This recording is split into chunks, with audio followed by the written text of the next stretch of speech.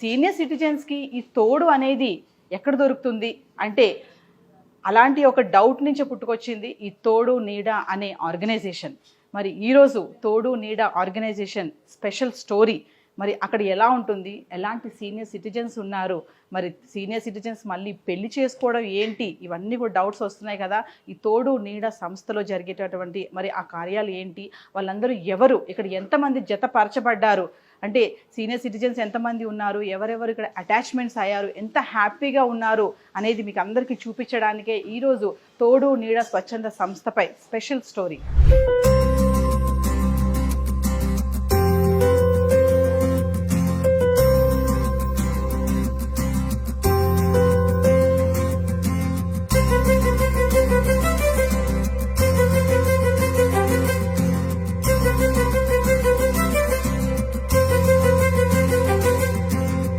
Senior సిటిజన్స్కి మళ్ళీ పెళ్ళి ఏంటి అన్న డౌట్ మీకు అందరికీ వస్తుంది కదా.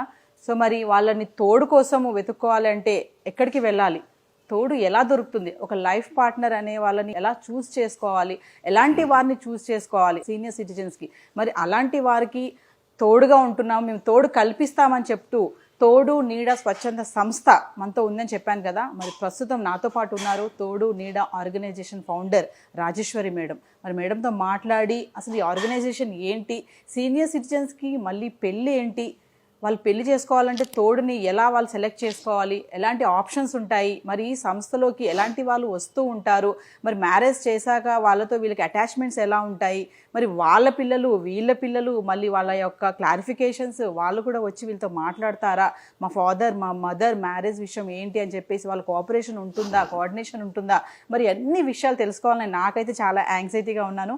మరి మేడం నాతో ఉన్నారు, మేడంతో మాట్లాడి అసలు తోడు నీడ ఆర్గనైజేషన్ ఏంటో తెలుసుకుందాం. నమస్తే మేడం. నమస్తే అమ్మా.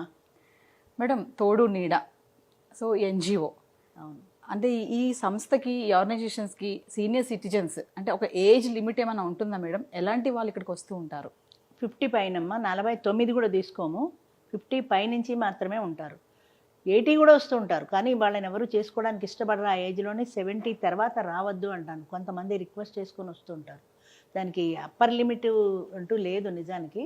లోవర్ లిమిట్ మాత్రం మినిమం 50 పైన. 50 పైన అంటే మేడం వాళ్ళు మీ దగ్గరికి వచ్చినప్పుడు అంటే నాకు మ్యారేజ్ చేయాలండి, మ్యారేజ్ చేసుకోవాలి, నా వైఫ్ ఇట్లా, నా హస్బెండ్ ఇట్లా అన్ఎక్స్పెక్టెడ్గా చనిపోవడం జరిగింది, పిల్లలు బిజీగా ఉంటున్నారు, సో అలాంటి బాధలు చెప్పుకుంటున్నప్పుడు అంటే అలాంటి వారికి మీరు ఎలా వాళ్ళకి లైఫ్ పార్ట్నర్ని చూస్ చేస్తారు మేడం? అంటే మీరు ఏమైనా ప్రోగ్రామ్స్ కండక్ట్ చేస్తారా?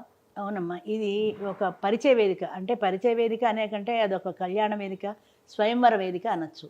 50 పైన ఉన్నటువంటి వాళ్ళు, వాళ్ళ ఫోటో, వాళ్ళ ఆధార్ జిరాక్స్, వాళ్ళ spouse death certificate or divorce certificate, single అనే ప్రూఫ్ కోసమని ఈ 3 మాకు ఇస్తారు. ఈ 3 పర్ఫెక్ట్గా ఉన్నట్లయితే మేము వాళ్ళకి మెంబర్షిప్ ఇస్తాం. ఒక డేట్ ఫిక్స్ చేస్తాము ఆ పరిచయ వేదికకు. అక్కడికి ఆడవాళ్ళు మగవాళ్ళు పెళ్లి కావాలనుకున్న వాళ్ళందరూ వస్తారు. వాళ్ళని వాళ్ళు సెల్ఫ్ ఇంట్రడక్షన్ అంటే వాళ్ళ పరిచయం వాళ్ళు చేసుకుంటారు. చేసుకున్న తర్వాత వాళ్ళందరినీ ఫ్రీగా వదిలేస్తాం. పరిచయం చేసుకున్న తర్వాత ఎవరికి నచ్చుతారో పలానా ఆయనతో మాట్లాడతాం, పలానా ఆవిడతో మాట్లాడతాం అని దూరంగా మీటింగ్ అరేంజ్ చేస్తాం. అక్కడ కూర్చొని వాళ్ళ మంచి చెడ్డలు, కష్ట సుఖాలు, పిల్లలు, మ్యారేజా, లివ్ ఇన్ రిలేషనా ఏంటి అనేది వాళ్ళు డిసైడ్ చేసుకుంటారు, వాళ్ళు డిస్కస్ చేసుకుంటారు, వాళ్ళు ఫైనల్ చేసుకుంటారు. మాకు ఎలాంటి సంబంధం ఉండదు. అంటే ఏదైనా సలహా సంప్రదింపు కావాలంటే ఇస్తాం, కానీ వాళ్ళని కూర్చోబెట్టి మ్యాచ్ ఫిక్సింగ్ చేయడం, ఫోటోలు పంపించడం అలాంటిది ఏమి ఉండదు. వాళ్ళు ఫ్రీగా మాట్లాడుకోవచ్చు. ఏజ్లో ఎన్నో ఉంటాయి. 25 ఏళ్ల పెళ్ళి లాంటిది కాదు కదా. 25 ఏళ్ల పెళ్ళి అంటే జీతం ఎంత, ఎర్రగా పరుగుందో, వాళ్ళకి ఆస్తులు ఎంత, బ్యాక్గ్రౌండ్ ఏంటి, నీది ఇన్ఫోసిసా, నాది ఇంకో కంపెనీ, ఇలాంటివి మాత్రమే మాట్లాడుకుంటారు. ఇక్కడ అది కాదు. ప్రశాంతంగా జీవితం వెళ్ళాలి కాబట్టి నా పిల్లలు, నీ పిల్లలు, నా పిల్లలు యాక్సెప్ట్ చేశారు, నీ పిల్లలు యాక్సెప్ట్ చేశారా లేదా అని ఫ్యామిలీకి సంబంధించిన విషయాలు మాట్లాడుకుంటారు. మాట్లాడుకొని ఇష్టమైతే పెళ్లి చేసుకుంటారు, అది వాళ్ళ ఇష్టం.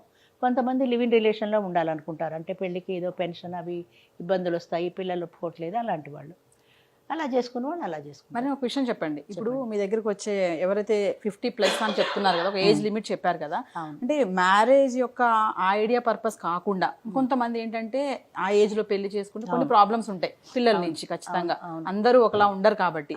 సో కొంతమంది ఏంటంటే రిలాక్సేషన్ కోసం వచ్చేవాళ్ళు, కానీ అంటే ఆ టైంలో హ్యాపీనెస్ కోసం ఏమైనా వాళ్ళకి ఏమైనా బాధలు కష్ట సుఖాలు ఉంటే షేర్ చేసుకోవడానికి కొంతమంది మీ దగ్గరకు వస్తుంటారు కదా, అలాంటి వారు కూడా ఉన్నారా మీ దగ్గర? కేవలం తోడునడ ప్రధానమైన ఉద్దేశం ఏంటంటే అంటే మనిషికి మనిషి తోడు అనేది ఫండమెంటల్ రూల్ అండి.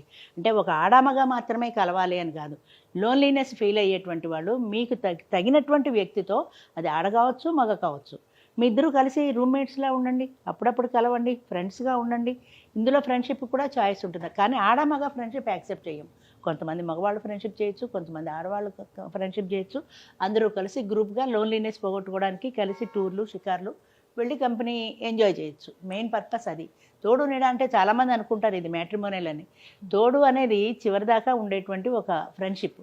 అది భార్యాభర్తలకి మాత్రమే అవకాశం ఉంటుంది. చివరిదాకా కలిసి సాగే జీవనయానంలో వాళ్ళిద్దరు మాత్రమే ఉంటుంది కాబట్టి వాళ్ళకి ప్రయారిటీ ఉంటుంది. అది ఇష్టం లేనటువంటి వాళ్ళు, కారణం ఏదైనా వద్దు అనుకున్న వాళ్ళు మిగతా కార్యక్రమాలు చేస్తారు. అంటే ఇప్పుడు కమ్యూనిటీ లివింగ్ ఉంది, నలుగురు కలిసి షేరింగ్లో ఒక ఇంట్లో ఉంటారు, హాస్టల్లో ఉన్నట్టు రూమ్మేట్స్గా ఉంటారు. టూర్ ప్రోగ్రామ్స్ ఉన్నాయి, ఆనందయాత్ర అని, అందరం కలిసి టూర్లు పోతూ ఉంటాం. ఒక టూర్ వెళ్ళాలంటే కలిసి ఒక వ్యాన్ బుక్ చేసుకుంటామో ఎంతమందికి కావాలో ఆ ఖర్చు అందరం షేర్ చేసుకుంటాం. ఎవరికి డబ్బులు ఇవ్వాల్సిన పని లేదు. అలా ఉండడంలో ఏంటంటే కొంత దోస్తీ అవుతుంది. ఆ ఫ్రెండ్షిప్లో ఒకవేళ ఆడామగ కలిసి ఇష్టపడితే వాళ్ళ మేనరిజమ్స్, వాళ్ళ సైకాలజీ ఇవన్నీ బాగా అబ్జర్వ్ చేయగలుగుతారు. అలా పెళ్లి చేసుకోవాలనుకుంటే అందులో వాళ్ళు కూడా తర్వాత పెళ్లి చేసుకోవచ్చు. వద్దనుకుంటే ఫ్రెండ్లీగా ఫ్రెండ్స్గా మిగిలిపోతారు. మేడం ఒక విషయం చెప్పండి, అంటే మీ దగ్గర ఉన్న క్యాండిడేట్స్ అంటే విడోస్కి, డైవర్స్ పర్సన్స్కి చేస్తారా మేడం మీరు మ్యారేజెస్? అంతే, అన్మ్యారీడ్కి అవకాశం లేదండి.